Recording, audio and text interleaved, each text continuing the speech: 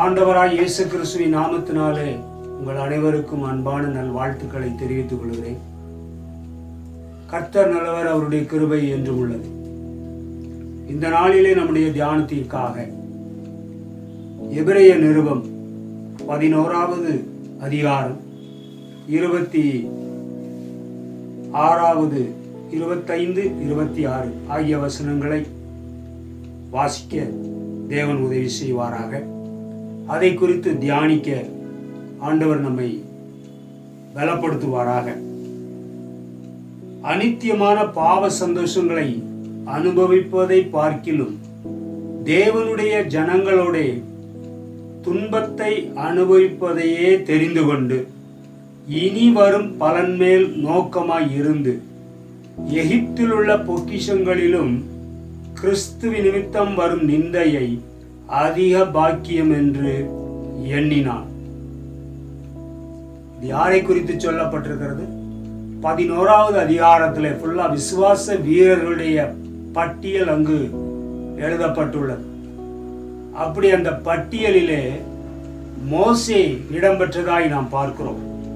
இங்கே விசுவாசத்தினாலே மோசே தான் பெரியவனான போது பார்வோனுடைய குமாரத்தின் மகன் எண்ணப்படுவதை வெறுத்து, என பார்வோனுடைய குமாரத்தி தான் இந்த மோசே குழந்தையாய் இருந்த பொழுது நைல் அந்த நதியிலே மிதக்க விட்டிருந்த பொழுது குழந்தையை எடுத்து வளர்த்து ஆளாக்கினான் என்பதை நாம் பார்க்கிறோம். அதனாலே பிற்பாடு வளர்ந்து வந்த பிற்பாடு என்னென்ன சம்பவங்கள் நடந்தது என்பதை நாம் யாத்ராகமத்தின் புத்தகத்திலே வாசிக்கிறோம். அந்த வகையிலே பார்க்கும் பொழுது இவனுடைய தன்மை எப்படி இருந்திருக்கிற அந்த கேரக்டர் இங்கே சொன்னபடி அதை வெறுத்து பார்வோனுடைய குமாரத்தின் மகன் என்பதை அவன் வெறுத்து விட ஆரம்பித்தான். வெறுத்து விட்டு அநித்தியமான பாவ சந்தோஷங்களை அனுபவிப்பதை பார்க்கிலும் தேவனுடைய ஜனங்களோட துன்பத்தை அனுபவிப்பதையே தெரிந்து கொண்டான். அப்போ நான் இன்றைக்கு பேச போகிறது சந்தோஷம் என்ற ஒரு வார்த்தையின் கீழே அதை தலைப்பாக வைத்து பேசலாம் என்று நினைக்கிறேன்.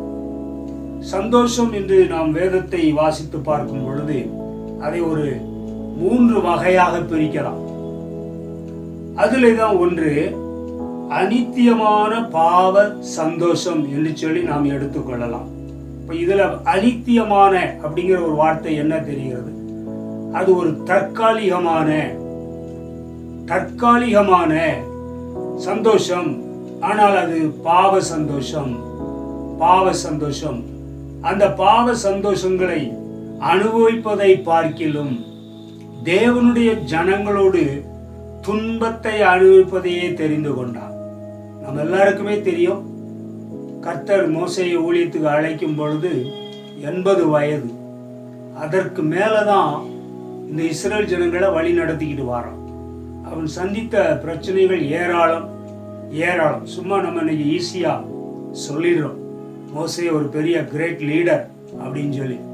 ஆனா அந்த வழி நடத்தி வந்த இந்த இஸ்ரவேல் மக்கள் எத்தனை முறை மோசேக்கு விரோதமாய் முறுமுறுத்தார்கள், அவனுக்கு விரோதமாய் பேசினார்கள், எழும்பினார்கள், அவனை மிகவும் மட்டமாய் நினைத்தார்கள். இப்படியெல்லாம் நிறைய விஷயங்கள் இருக்கிறது. இப்படியெல்லாம் இருக்கும்போது ஆண்டவர் அவனை ஊழியத்துக்கு அழைத்த உடனே அந்த அநித்தியமான பாவ சந்தோஷங்களை, அதாவது இந்த உலகத்திலே சந்தோஷம் அதுல 2 வகை இருக்கிறது. அது அடுத்து நாம் பார்ப்போம். அந்த உலகத்திலே இருக்கிற அந்த சந்தோஷத்திலே ஒன்று பாவ சந்தோஷம். இந்த பாவ சந்தோஷத்தை அனுபவிப்பதை வேண்டாம் என்று விட்டுவிட்டு தேவனுடைய ஜனங்களோடு அப்ப என்ன சந்தோஷத்தை அனுபவிச்சான்? ஒண்ணு இல்லை, துன்பத்தை அனுபவிப்பதையே தெரிந்து கொண்டான் என்று இருக்கிறார். துன்பத்தை அனுபவிப்பதையே தெரிந்து கொண்டு இனி வரும் பலன் மேல் நோக்கமாய் இருந்து, அங்கதான் கவனிக்க, இனிமேல் வரக்கூடிய பலன் மேல் நோக்கமாய் இருந்தான். சொல்ல போனா அந்த மோசே, வாங்க எல்லாரும் கர்த்தர் உங்களை கானான் தேசத்துக்கு கொண்டு போறார், பாலும் தேனும் ஓடுகிற தேசம், அப்படி இப்படின்னு சொல்லி எல்லாம் வேவு பார்த்து எல்லாம் தெரிந்து வைத்துக்கொண்டு இப்படியெல்லாம் நடத்திக்கிட்டு போனவன் கடைசியில் மோசே அந்த கானான் தேசத்துக்குள்ளே பிரவேசிக்க முடியாமல் போய்விட்டது. அது நமக்கு தெரியும். அப்போ இந்த வேற என்ன, அதுல போயிருந்தா கூட அதுல ஒரு சந்தோஷம் கிடைச்சிருக்கும் இல்லையா? ஆனா அதுவும் இல்லை.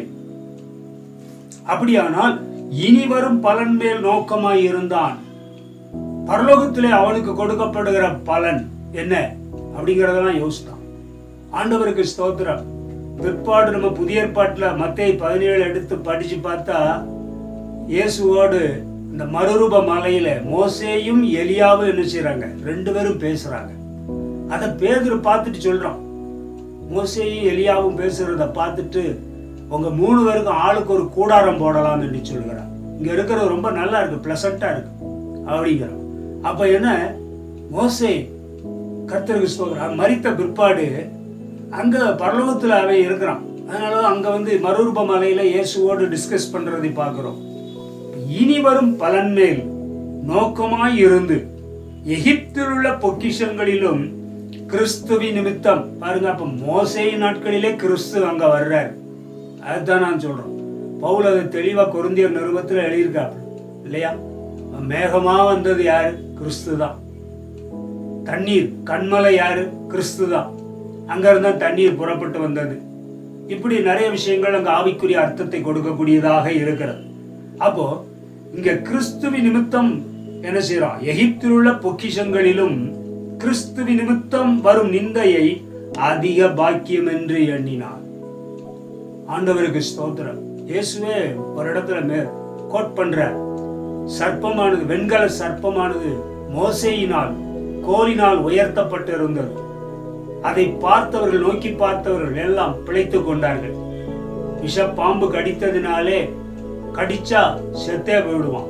ஆனா மோசேயினால் ஒரு வெண்கல சர்ப்பம் கோலினால் அது உயர்த்தப்பட்டிருந்தது. அந்த சர்ப்பம் வெண்கலத்திலே உருவாக்கி கோலினாலே உயர்த்தி வைத்திருந்தார். பாம்பினால் கடிபட்டவர்கள், வனாந்தரத்திலே பாம்பினால் கடிபட்டவர்கள் அதை நோக்கி பார்த்தால் அவர்கள் பிழைத்துக் கொண்டார்கள். என்ன ஒரு ஆச்சரியம் பாருங்க. அதே மாதிரி மனுஷகுமாரனும் உயர்த்தப்பட்டிருப்பார் சிலுவையில. அவரை நோக்கி பார்த்தவர்கள் எல்லாரும் பிழைத்துக் கொள்வார்கள். இந்த சர்ப்பத்தின் மூலமாய் அல்லது பாவம் ஒரு மனுஷனுக்குள்ளே இருக்கும் பொழுது அவர்கள் பாவ மன்னிப்பை பெறும்படிக்கு சிலுவை மரத்திலே உயர்த்தப்பட்டிருக்கிற இயேசுவை நோக்கி பார்த்தால் அவர்கள் பிழைத்துக் கொள்வார்கள் என்ற அந்த உண்மை அங்கு வெளிப்படுத்தப்படுகிறது. இயேசுவே அதை சொல்லி இருக்கிறார். இப்படி இருக்கும்போது கிறிஸ்துவின் நிமித்தம் வரும் நிந்தையை அதிக பாக்கியம் என்று எண்ணினார். அதிக பாக்கியம் இயேசுவின் நிமித்தம் அல்லது கிறிஸ்துவின் நிமித்தம் தேவனுடைய ஜனங்களை நாம் நடத்தி கொண்டு போவது நிமித்தம் அதில் ஏற்படுகிற பல துன்பங்கள் எல்லாம் எப்பவும் ரொம்ப ஃபேவரபிளா இருக்காது. எப்போதும் நம்மளை சந்தோஷப்படுத்துற காரியங்களா அது இருக்காது. ஏனென்றால் ஊழியம் என்பது அப்படிப்பட்ட ஒரு கடினமான வேலை, கடினமான பாதை. அதுல மோசே அதை அதிக பாக்கியம் என்று எண்ணினான் என்று சொல்லப்பட்டுகிறது.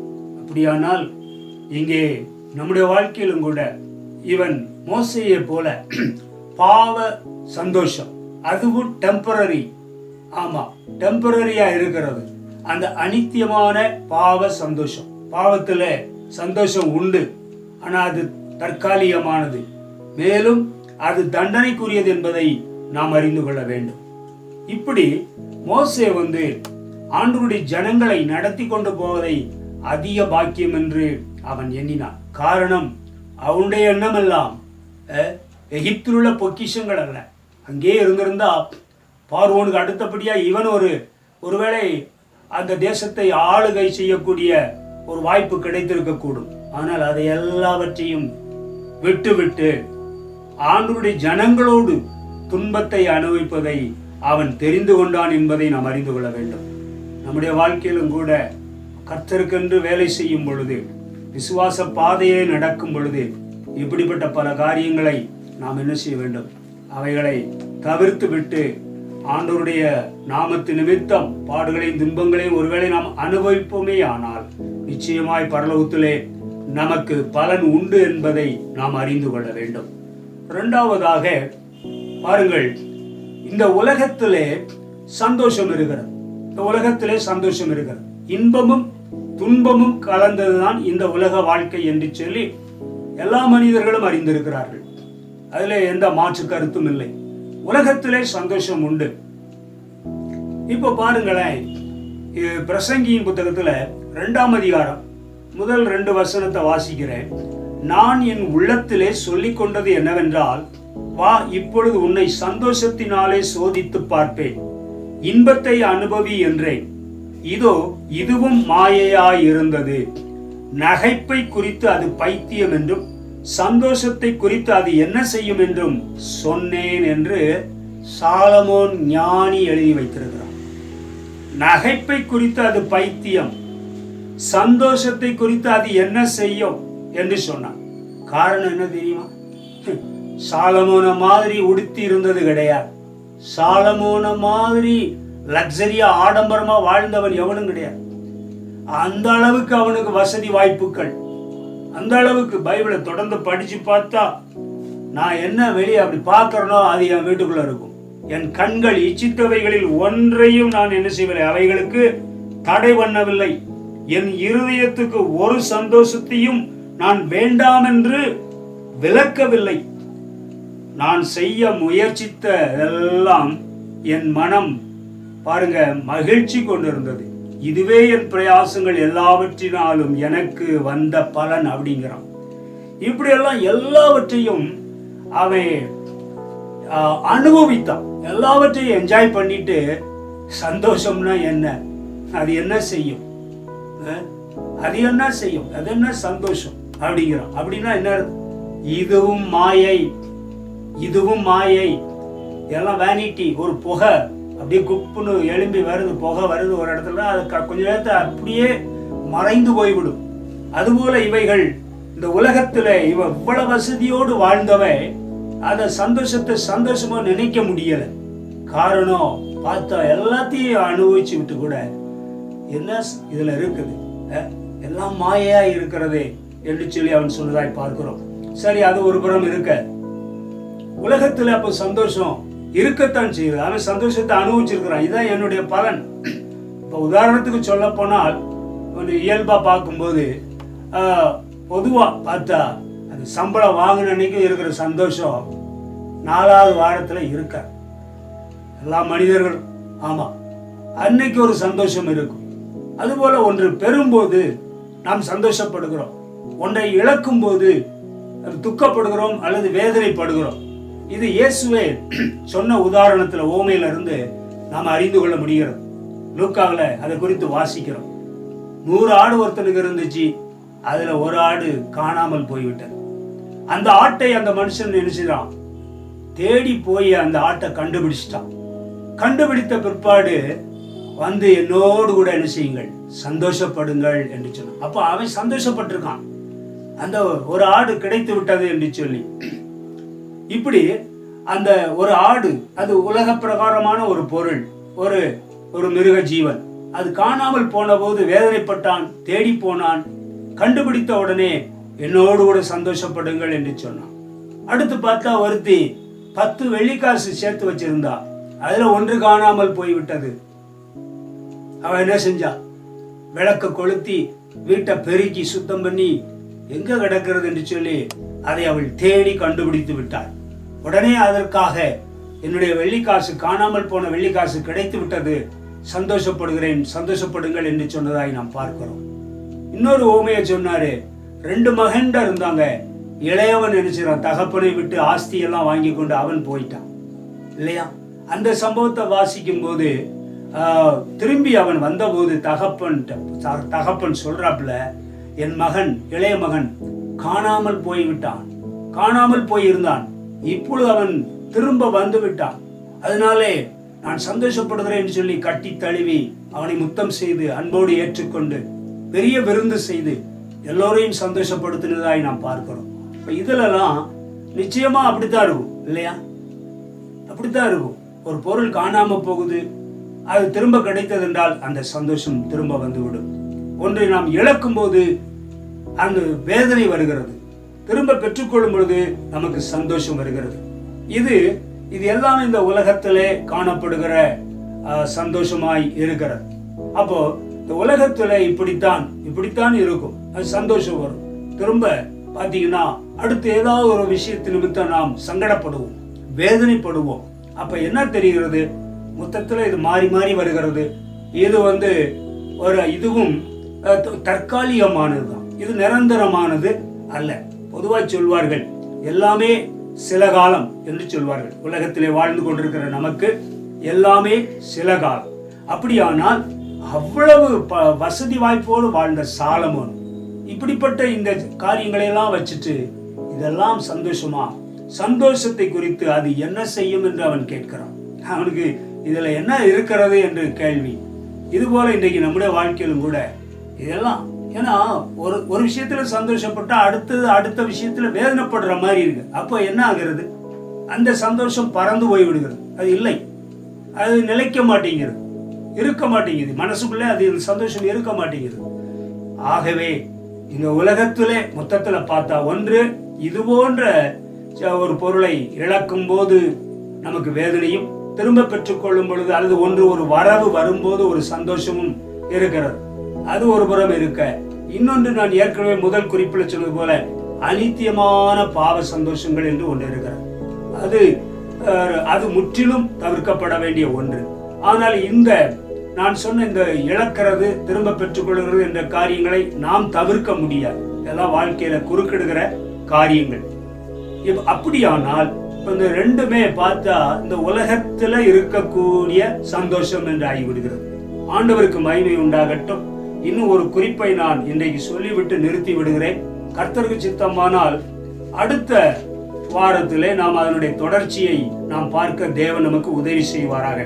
ரோமர் நிருபத்திலே 15வது அதிகாரம் 17வது வசனம் இவ்விதமாய் சொல்லுகிறது: தேவனுடைய ராஜ்யம் புசிப்பும் குடிப்பும் அல்ல, அது நீதியும் சமாதானமும் பரிசுத்த ஆவியினால் உண்டாகும் சந்தோஷமுமாயிருக்கிறது.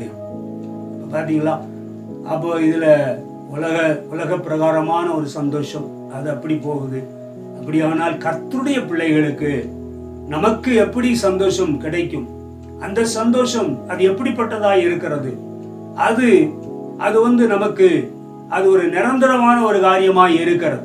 ஆவிக்குரிய பிள்ளைகள் இயேசுவை ஏற்றுக்கொண்டு அவருடைய வழியிலே நடக்கிறவர்களுக்கு அவர் கொடுத்த வாக்கு தேவனுடைய ராஜ்யம் இல்லையா? தேவனுடைய ராஜ்யத்தின் பிள்ளைகளாய் நாம் மாறி இருக்கிறோம், அதனுடைய பிரஜைகளாய் மாறி இருக்கிறோம். தேவனுடைய ராஜ்யம் புசிப்பும் குடிப்பும் அல்ல என்று சொல்லப்பட்டது. அப்போ இந்த இடத்துல மறுபடியும் அவர் சொல்றாரு, சாப்பிடுறதோ நல்லா விரும்பினதை குடிக்கிறதோ சந்தோஷம் அல்ல, சந்தோஷம் அல்ல. அதெல்லாம் ஒரு சின்ன சந்தோஷம். சிலருக்கு அப்படி விரும்பினது சாப்பாடு கிடைத்தால் அதுல ஒரு சின்ன சந்தோஷப்படுவாங்க, அவ்வளவுதான். இதெல்லாம் டெம்பரரி தான். அப்போ புசிக்கிறதும் குடிக்கிறதும் நமக்கு சந்தோஷம் அல்ல, சந்தோஷம் அல்ல. ஏனென்று சொன்னால் இதற்கு பிறகு ஒரு நித்திய வாழ்வு இருக்கிறபடினாலே நாம் அதை குறித்து யோசிக்க வேண்டும். பவுல் வேற இடத்துல எழுதுறாப்புல, அப்படியானால் இன்றைக்கு புசிப்போம், நாளைக்கு என்ன செய்வோம், சாவோம் என்று இருக்கலாமே. நீங்க நல்லா திருப்தியா சாப்பிட்டு நாளைக்கு செத்துட்டு போறோம் அப்படின்ட்டு எளிதில் எடுத்துக்கொள்ளலாமே. ஆனால் அப்படி இருக்க முடியாது. காரணம், நித்திய வாழ்வு என்று ஒன்று இருக்கிறபடினாலே அதற்கு நாம் தகுதியுடையவர்களாய் மாற வேண்டும். இயேசு கிறிஸ்து நித்திய ஜீவனை இலவசமாய் தருகிறார். அவரை ஏற்றுக்கொள்கிறவர்களுக்கு அந்த நித்திய ஜீவன் இலவசமாய் கிடைக்கிறது. அந்த வகையில நாம் பார்க்கும் பொழுது, இப்போ நம்ம ஆவிக்குரிய சைடுல பார்க்கணும், ஸ்பிரிச்சுவல் சைடுல பார்க்கும்போது தேவனுடைய ராஜ்யம் புசிப்பும் குடிப்பும் அல்ல. இங்க இருக்கிற மாதிரி புசித்து குடிக்கிறது அதுல சந்தோஷம் அல்ல. நோவாவின் காலத்துல அப்படித்தான் நடந்துச்சு, அதெல்லாம் நடந்துச்சு. ஆனாலும் அது நீதியும் சமாதானமும் பரிசுத்த ஆவியினால் உண்டாகும் சந்தோஷமுமாயிருக்கிறது. அப்ப பாருங்க, இந்த தேவனுடைய ராஜ்யம்னா அதனுடைய கண்டென்ட் என்ன, அதனுடைய உள்ளடக்கின விஷயம் என்னவா இருக்கிறது? ஒன்று நீதி, இன்னொன்று சமாதானம், மூன்றாவது பரிசுத்த ஆவியினால் உண்டாகும் சந்தோஷம். இல்லையா? பரிசுத்த ஆவியானவர் நமக்கு கொடுக்கிற சந்தோஷம். இதெல்லாம் ஆவிக்குரிய சந்தோஷங்கள் எப்படிப்பட்டதாய் இருக்கிறது? பரிசுத்த ஆவியினால் உண்டாகும் சந்தோஷம். ஆவியின் கனியோ கலாத்தியர் 5:22 என்ன சொல்லப்பட்டிருக்கிறது? ஆவியின் கனியோ அன்பு, அதுக்கு அடுத்து வர்றது சந்தோஷம், அடுத்து வர்ற சந்தோஷம். அப்போ பரிசுத்த ஆவியானவர்களாலே கொடுக்கப்படுகிற சந்தோஷம் நமக்குள்ளே இருக்க வேண்டும். அப்படி இருக்குமே ஆனால் அந்த முதல்ல சொல்லப்பட்ட அந்த குறிப்புகள் எல்லாம் அடிபட்டு போயிடும். அதாவது அதை ஒரு பெருசாவே தெரியாது. மோசையை போல அவைகளெல்லாம் தூக்கி போட்டு விட்டு தேவனால் வருகிற, தேவனுடைய ஆவியானவரால் வருகிற இந்த சந்தோஷம் நமக்குள்ளே இருக்குமே ஆனால், கர்த்தருக்கு ஸ்தோத்திரம், அது இருக்குமே ஆனால் இந்த உலகத்தினுடைய காரியங்கள் நமக்கு அது ஒரு இது போன்ற இழப்புகளோ அல்லது வேறு விதமான காரியங்களோ அது ஒரு முழுவதும் வேதனை கொடுக்கக்கூடியதாக இருக்காது. காரணம், அவைகளை பார்க்கிலும் ஒரு நித்தியமான நிரந்தரமான தேவனருளும் சமாதானம், என்னுடைய சமாதானத்தையே உங்களுக்கு தருகிறேன்னு சொன்னார். அதாங்க நீதி சமாதானம் அப்படின்னு வருது. அப்போ அவர் சமாதான பிரபு, அவர் சமாதானத்தை கொடுக்கிறார். அந்த சமாதானம், அதுல வர்ற சந்தோஷம் இருக்குமே ஆனால் நாம் என்றைக்கும் என்ன செய்வோம்? மன மகிழ்ச்சியோடு கூட இருப்போம். இன்னும் ஆவிக்குரிய சந்தோஷம் எப்படியெல்லாம் கிடைக்கிறது என்று சொல்லி கர்த்தருக்கு சித்தமானால் அடுத்த வாரம் அவைகளை குறித்து நாம் தியானிப்போம். கர்த்தர் நமக்கு அதுக்கு உதவி செய்வாராக. கண்களை மூடி ஜெபம் செய்வோம். நல்ல தேவனே, நாங்கள் உம்மை துதிக்கிறோம், ஸ்தோத்திரிக்கிறோம். இந்த நாளுக்காய் நன்றி. இன்றைக்கு நாங்கள் தியானிக்கும்படி நீர் கொடுத்த இந்த வசனங்களுக்காய் ஸ்தோத்திரம். எங்களுடைய வாழ்க்கையில நாங்கள் ஆவிக்குரிய சந்தோஷம் என்னவென்று சொல்லி அதை எப்படியெல்லாம் பெற்றுக்கொள்ளலாம் என்று சொல்லி நாங்கள் அறிந்து கொண்டு அவைகளை அனுபவிக்க நீர் எங்களுக்கு கிருபை பாராட்டும். வசனத்தை கேட்ட அனைவரையும் தேவன் ஆசீர்வதித்தருளும்.